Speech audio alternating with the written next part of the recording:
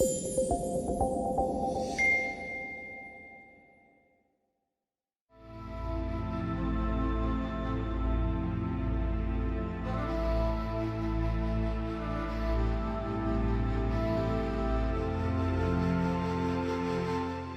tardes, mi nombre es Ivonne Calaña Pérez del CNCES. Estamos aquí como parte de las jornadas Hablemos de Sexualidad, Aprender para la Vida, que organiza el Centro Nacional de Educación Sexual, y hoy vamos a tener un acercamiento a un tema que es sensible, pero que requiere aún más visibilidad, que es el tema del abuso sexual infantil. Cuando generalmente pensamos en el abuso sexual infantil, pensamos en un conflicto, en un problema que le atañe únicamente al niño o niña víctima del abuso, a su familia y también al sistema administrativo judicial, que tiene la función de recopilar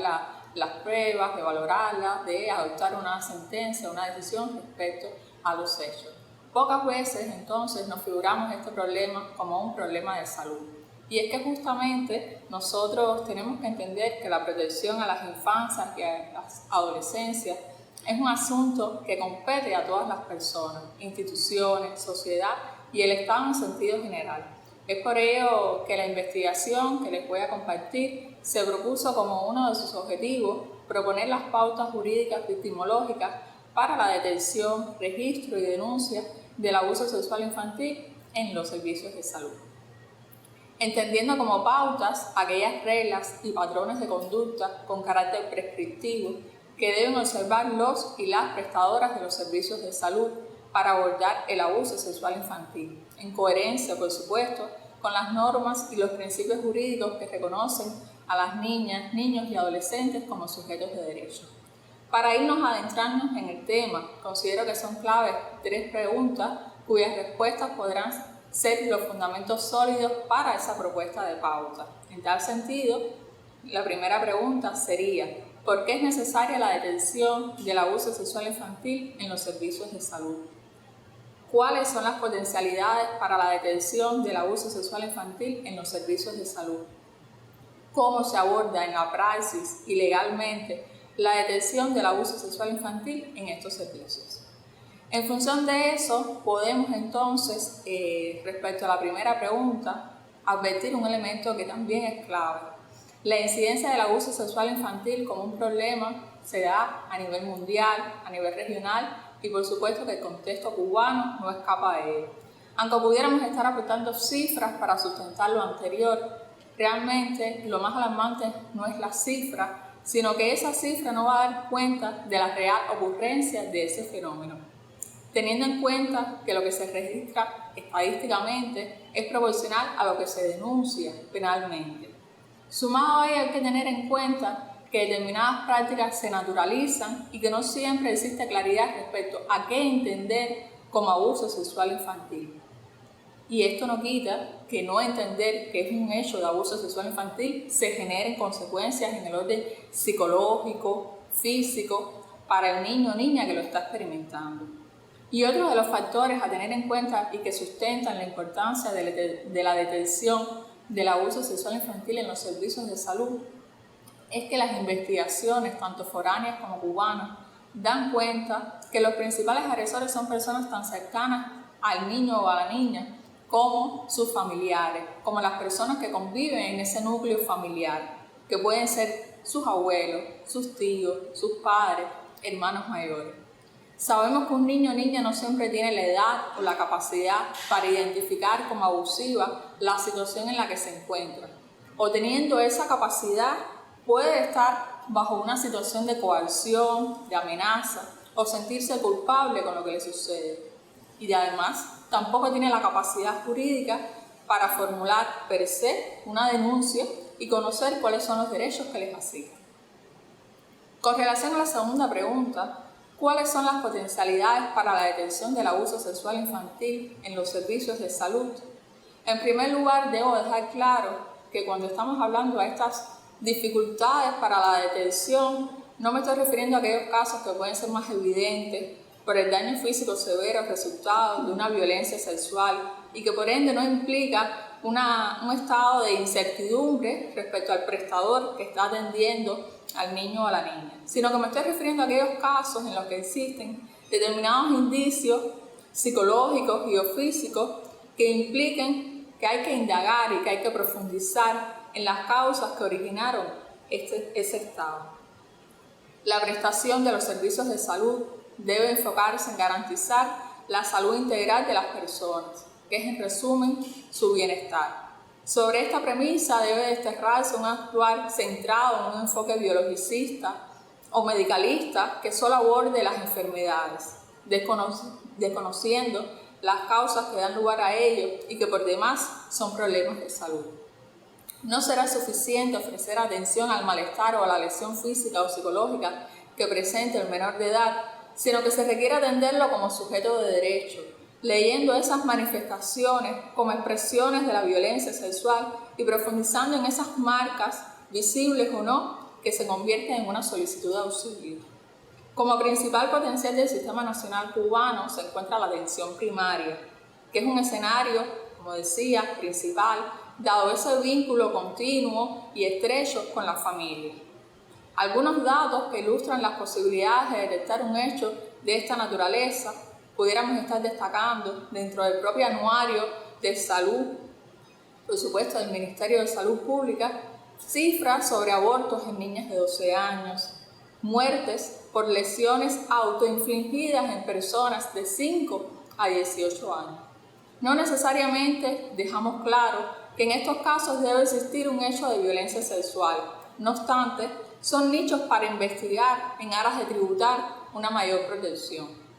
También tenemos la encuesta de indicadores múltiples por conglomerados, que expone el porcentaje de las adolescentes que han tenido un nacido vivo antes de los 15 años y que esta propia encuesta también da cuenta de cómo las relaciones que tienen las adolescentes tienen una diferencia de edad grande, a veces de 10 o más años, con su pareja. Pero también tenemos el Plan Estratégico Nacional para la Prevención y el Control de las ITS, el VIH, las hepatitis, conocido como PEN, en el periodo del 2019 al 2023, que explicita el número de niños y niñas menores de 15 años contagiados en el periodo de 1986 al 2017 que no han tenido como vía de transmisión la materno-infantil. Entonces, hay que responder la tercera pregunta. ¿Cómo se aborda la detección del abuso sexual infantil en los servicios de salud? De antemano hay que hacer un breve recorrido por el marco jurídico, es decir, algunas de las normas, existen otras, pero me voy a concentrar en las que a mi juicio son fundamentales para entender este sustento de pautas jurídicas. Primero, hay que partir de la Convención sobre los Derechos del Niño, que es el instrumento internacional de mayor consenso, como sabemos, y que reivindicó los derechos de los niños y las niñas considerándolos como sujetos de derecho, elevando el principio del interés superior como esa directriz a tener en cuenta en todas las decisiones que a ellos y a ellas los involucren. El paradigma de la protección integral de los derechos sujeta al Estado como garante de reconocimiento y observancia de los derechos de los menores de edad. Es significativo que casi un tercio del total de los artículos de la Convención están destinados a reconocer su protección contra toda forma de negligencia, abuso, maltrato, discriminación. La Convención de los Derechos del Niño es un instrumento jurídico internacional que posee una aplicabilidad directa en Cuba. El artículo 86 de la Ley de Leyes Cubanas, es decir, la Constitución de 2019, explícitamente regula que el Estado, la sociedad y las familias brindan especial protección a las niñas, niños y adolescentes y garantizan su desarrollo armónico e integral, para lo cual tienen en cuenta el interés superior en las decisiones y actos que les conciernen. Y agrega que son considerados plenos sujetos de derechos y gozan de aquellos reconocidos en la Constitución, además de los propios de su especial condición de personas en desarrollo. El Código de las Familias, que será sometido a referéndum popular el próximo 25 de septiembre, es una propuesta jurídica alineada a los postulados de la Convención de los Derechos del Niño y los fundamentos constitucionales que ya habíamos mencionado. En ese sentido, es notable que fortalece la responsabilidad familiar y sitúa el amor y el afecto en lo más alto de los valores familiares. Es manifiesto el reconocimiento a los derechos a una vida libre de violencias en cualquiera de sus manifestaciones y que ellos y ellas crezcan en un entorno de felicidad y comprensión. El derecho a la salud halla en Cuba un respaldo constitucional desde sus disposiciones numeradas 46 y 72. La normativa sustantiva es la Ley de la Salud Pública, que data de 1983, y aunque no tiene una mención expresa a la violencia en ninguna de sus manifestaciones, se puede destacar al interior de la ley en relación con otras normas jurídicas de aplicación las oportunidades palpables para su detección. El Ministerio de Salud Pública actualmente está enfocado en el rediseño, en la reformulación de esta ley y además en el diseño y posterior implementación de una estrategia del Sistema Nacional para la prevención y atención de la violencia basada en género y las que ocurren en el ámbito familiar e institucional y que además transversaliza la perspectiva de género.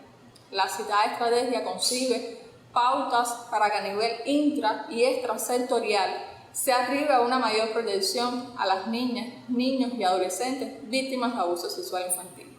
Se puede decir que sus 8 componentes tributan a la protección de la niñez. Para tener un somero acercamiento a la praxis de prestadores de salud en torno a este fenómeno,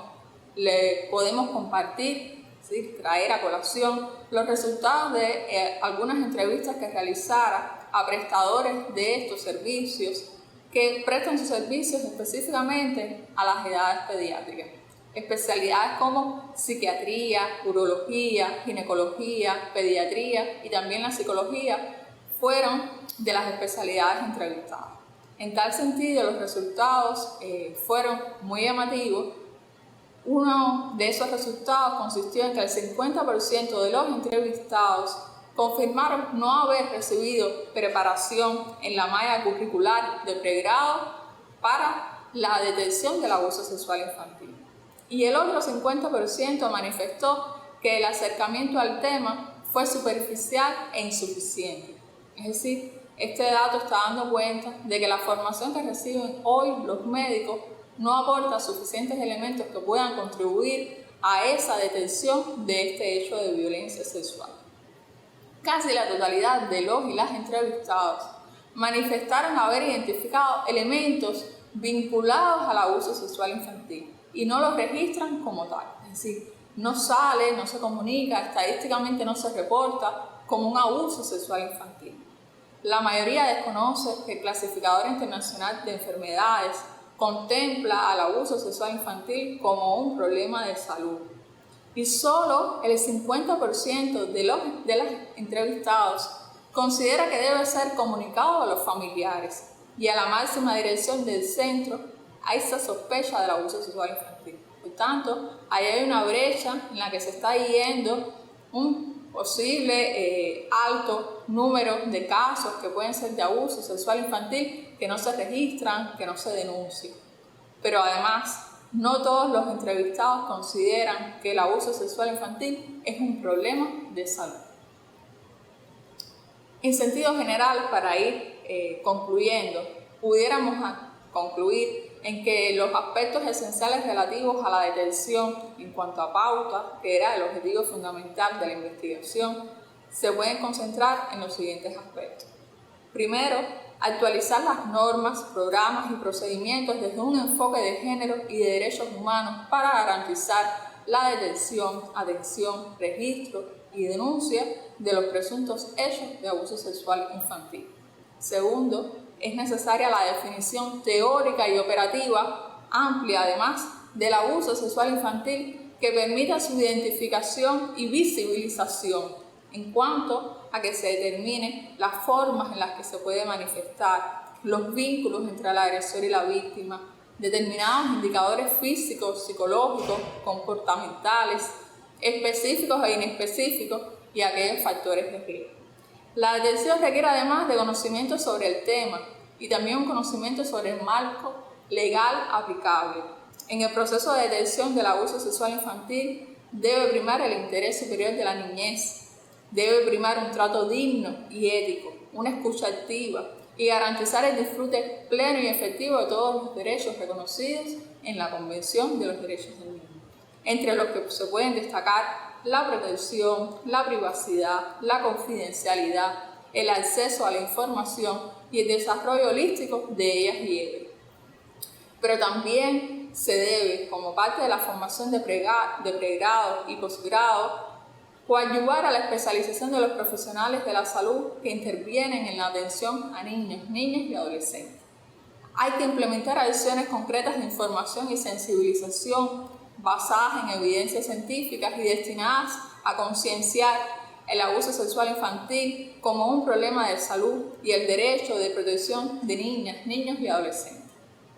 Hay que tener claro que el diagnóstico inicial del abuso sexual es siempre un diagnóstico de sospecha y presuntivo además, a partir de la identificación de esos indicadores que ya habíamos abordado, físicos y psicológicos. La relevación del niño o adolescente de haber sido víctima de abuso sexual es un indicador altamente específico. La valoración de los indicadores debe ser un ejercicio multidisciplinario. Generar canales de comunicación eficaces que permitan la intervención interdisciplinaria de manera responsable, digna y en observancia al interés superior. Y un aspecto muy importante que hay que tener presente es que la ausencia de indicadores físicos no descarta la ocurrencia del abuso sexual infantil. Disponer de un protocolo específico de actuación para la detección, atención y registro de situaciones de abuso sexual es algo que se impone como una herramienta útil que ofrezca elementos desde un marco teórico, metodológico y legal para los prestadores de salud que intervienen. La atención debe ser clasificada de urgencia médica e integral, que implique una evaluación inmediata, física y psicológica, con comunicación al director de la institución de atención primaria o secundaria, donde se detecte la sospecha o el conocimiento del abuso sexual infantil. Y aquellos aspectos que pudieran ser relativos al registro, como pauta, hay que destacar lo siguiente. La constancia en la hoja de cargo, preferentemente como diagnóstico o problemas relacionados con hechos negativos en la niñez, que permite el Clasificador Internacional de Enfermedades, pero además que esa atención a las personas víctimas debe quedar reflejada en su historia clínica y serán las bases para la elaboración del informe pericial que pueda servir como prueba, que además deben hacerse constar todas las intervenciones físicas, psicológicas y las medidas dispuestas o solicitadas en alianzas inter y extrasectorialmente para garantizar esa protección. La Dirección de Registros Médicos y Estadísticas del Ministerio de Salud Pública debe ofrecer además información disponible sobre el comportamiento de la detección y denuncia de los hechos asociados al abuso sexual infantil, que permita hacer determinados análisis e investigaciones para contrastar lo que realmente se detecta por las vías de los servicios de salud y lo que realmente se detecta por otras vías y se denuncia, como de alguna manera poder tributar a tener una cifra más cercana a la real ocurrencia. Aquellas pautas relativas a los aspectos que hay que tener en cuenta para la denuncia son los siguientes. Primero, crear equipos multidisciplinarios especializados en los niveles de atención primaria y secundaria que permitan el asesoramiento y la guía de medidas y alianzas con otras estructuras de salud, legal y social que correspondan, ante la detección de la sospecha o el conocimiento. Además, muy importante, la comunicación inmediata a los y las representantes legales o el adulto acompañante del niño o la niña. Tener en cuenta que además la respuesta del adulto no agresor frente a la revelación del abuso. Y dicha comunicación a los representantes debe ser inmediata a la detección del hecho de violencia. A nosotros, en nuestro juicio, consideramos que con independencia del tipo de abuso sexual siempre se debe proceder a la denuncia y que además hay que formalizar alianzas entre el Ministerio de Salud Pública, la Fiscalía General de la República, la Policía, la Dirección de Menores, el Ministerio de Educación, la Federación de Mujeres Cubanas y otras instituciones que se determinen con vistas a la adopción eficiente de medidas que redunden en garantizar el bienestar a niñas, niños y adolescentes. Hasta aquí el pequeño acercamiento. No es un tema para nada acabado, sino que aún quedan muchas aristas para tener en cuenta y que justamente, como ha sido la esencia, el hilo conductor de la presentación, garantizar una debida protección a los niños, niñas y adolescentes. Muchas gracias.